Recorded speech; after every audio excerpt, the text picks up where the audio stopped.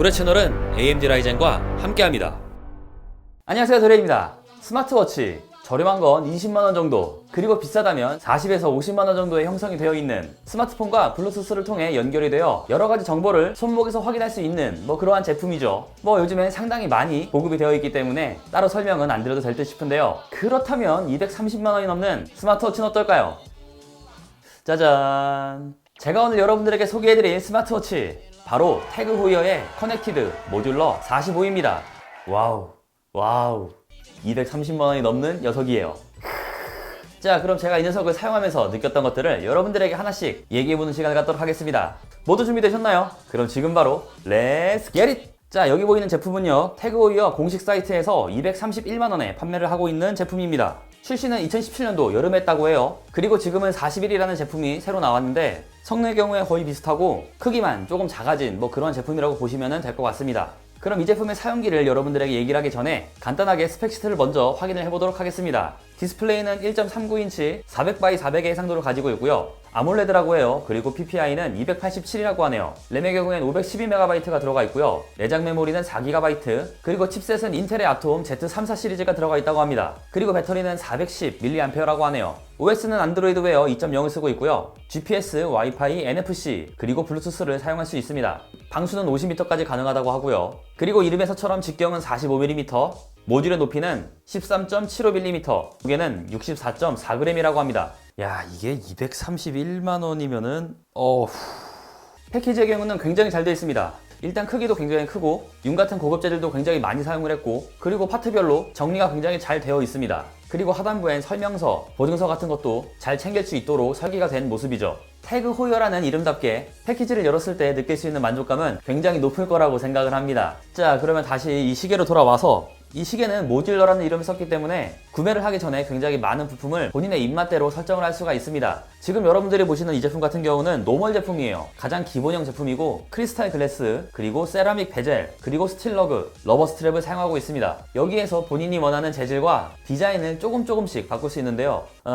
이거 바꿀 때마다 돈이 미친듯이 올라갑니다. 그리고 디자인에 대해서 살펴보자면 전통적인 태그 호이어에 디자인을 하고 있진 않고요. 스마트워치에 맞게 디자인이 된 것을 확인할 수가 있습니다. 보시면 전체적으로 동그랗게 되어 있습니다. 여기는 러그 또한 모듈이기 때문에 탈부착을 위해서 이러한 디자인을 사용한 것 같긴 한데요. 약간 단조로울 수도 있긴 한데 보다 보니까 나름 이것대로의 멋이 느껴지더라고요. 그리고 스마트워치다 보니까 이것보다 조금 더 과하게 꾸며졌으면 그거는 그것대로 조금 더 안 좋은 평을 받았을 것 같기도 하고요.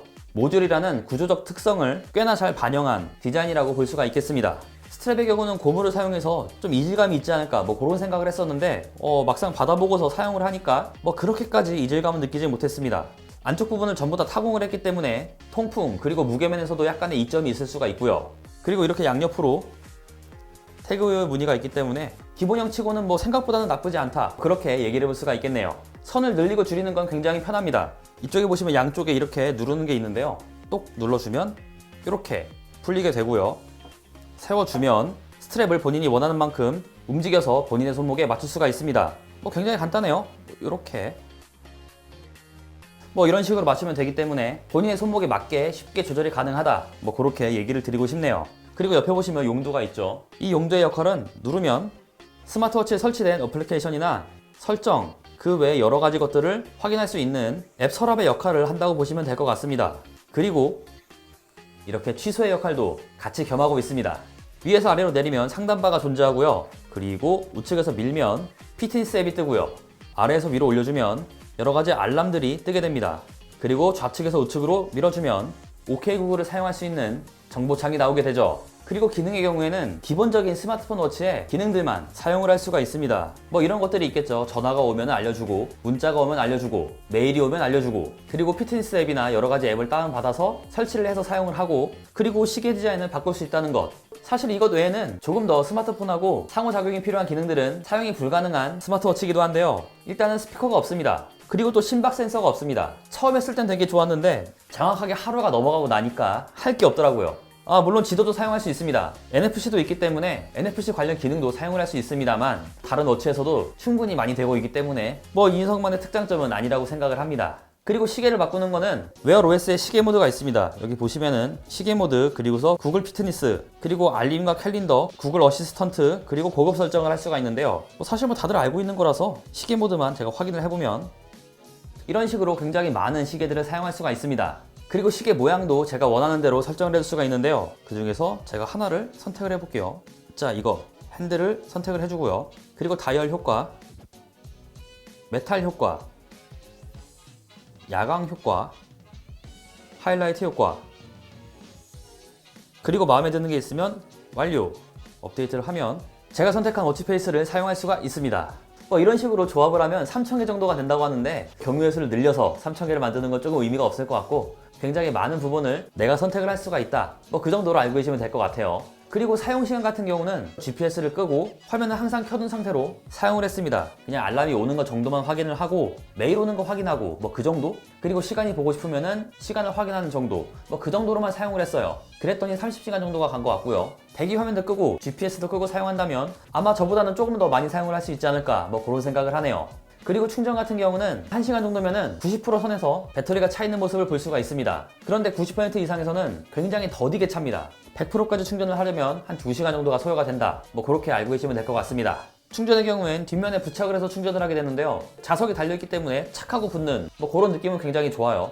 그런데 요즘 스마트워치들은 거치대에 내려놓는 방식을 사용하죠. 그렇기 때문에 지금 2019년도에서는 약간은 아쉬운 충전 방식이라고 얘기를 할 수가 있겠네요. 자, 그러면 여러분들에게 장점과 단점을 간단하게 설명을 드리고 마무리해 보도록 하겠습니다.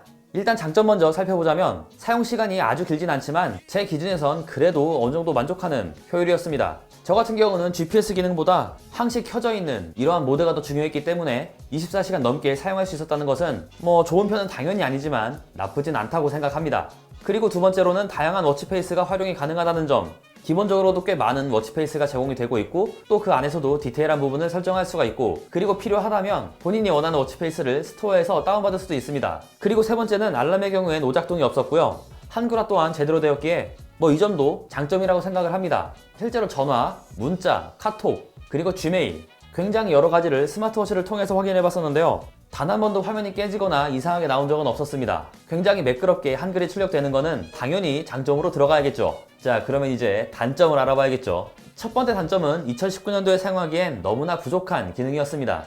일단 설정에 들어가 보면 디스플레이를 몇 초 동안 켤 것인지 설정을 할 수가 없고요. 진동 세기 조절도 없습니다. 그리고 유심 슬롯도 없고 스피커도 없고 심박 센서도 없기 때문에 애초에 스토어에서 받을 수 있는 앱이 굉장히 한정적입니다. 이걸로 게임을 할 수 있긴 하지만 요만한 화면으로 게임을 한다는 것 자체가 어불성설이죠. 두 번째는 가끔씩 버벅이 나는 점입니다. 절전 모드에서 손목을 틀면 가끔씩 켜지지 않는 오류가 발생하는데요. 이뿐만 아니라 설정이나 앱을 실행하면서도 간헐적으로 버벅이는 증상이 나타납니다. 소프트웨어 부분에서 최적화가 조금 덜 됐다는 느낌을 여러분들도 받을 수 있을 거라고 생각을 합니다. 그리고 세 번째는 페어링이 굉장히 자주 끊깁니다. 그리고 사람이 많은 지하철에서는 그 끊김이 조금 더 심합니다. 물론 이건 어디까지나 제 기준이기 때문에 그냥 참고 정도만 해주시면 될 것 같고요. 스마트폰에서 웨어 OS를 끄면 무조건 블루투스 연결도 같이 해제가 됩니다. 이게 또 은근히 스트레스예요. 멀티태스킹을 다 끌 수도 없고 하나씩 꺼줘야 되고요. 마지막엔 항상 웨어 OS를 남겨둬야 되기 때문이죠. 자, 그리고 마지막 단점은 가격에 있다고 보면 될 것 같은데요. 정확히 얘기하면 태그 호이어에 스마트워치가 이만큼의 가치를 받을 수 있을까? 이 물음에 대해 회의적인 생각이 드는 건 저뿐만이 아닐 것 같습니다. 이 가격에 대한 얘기는 제가 정리를 하면서 조금 더 자세하게 풀어가도록 하겠습니다. 자, 그러면 제 앞에 있는 태그 호이어 커넥티드 모듈러 45에 대해서 정리를 해보면 제가 조금 냉정하게 얘기를 하자면 기기 스펙만 놓고 보면 15만원에도 판매하기에 민망할 만한 성능이라고 생각을 합니다. 갤럭시 워치, 애플워치, LG 스마트워치 대략적으로 기본 라인업들이 20만원에서 30만원 정도에 형성이 되어 있죠. 그리고 같은 제조사의 버프를 받기 때문에 활용성이 굉장히 뛰어납니다. 실제로 제가 갤럭시 워치 골프 에디션을 사용해봤는데요. 굳이 이런 기능이 들어가야 됐을까? 이건 나도 안 쓸 것 같은데? 이러한 것들이 굉장히 많이 들어가 있을 만큼 스마트워치 단독적으로도 사용 가능한 앱, 그리고 스마트폰과 상호작용이 뛰어난 기능들을 굉장히 많이 사용을 할 수가 있었습니다. 그런데 이 녀석은 굉장히 한정적입니다. 태그 호이어라는 브랜드를 살펴보면 전통적으로 오토매틱, 쿼츠 시계를 만드는 시계 제조사잖아요. 그렇기 때문에 스마트워치의 제조 능력은 아직까지는 많이 부족한 걸로 보여집니다. 스마트워치의 기본기도 부족하고 하드웨어 성능도 부족하고 소프트웨어 최적화는 더더욱 부족하고, 하지만 가격은 뭐 이러한 느낌인 거죠. 만약 저라면은 비슷한 가격대에 있는 까레라 칼리버 5를 살 것 같고요. 아니면은 조금 더 저렴한 아쿠아레이서를 살 것 같습니다. 오토매틱 그리고 쿼츠에서 느낄 수 있는 태그 호이어만의 약간의 그러한 감성들이 있거든요. 오히려 그러한 쪽에서 태그 호이어 감성을 느끼는 게 조금 더 낫지 않을까, 뭐 이런 저만의 생각을 여러분들에게 살짝 전합니다.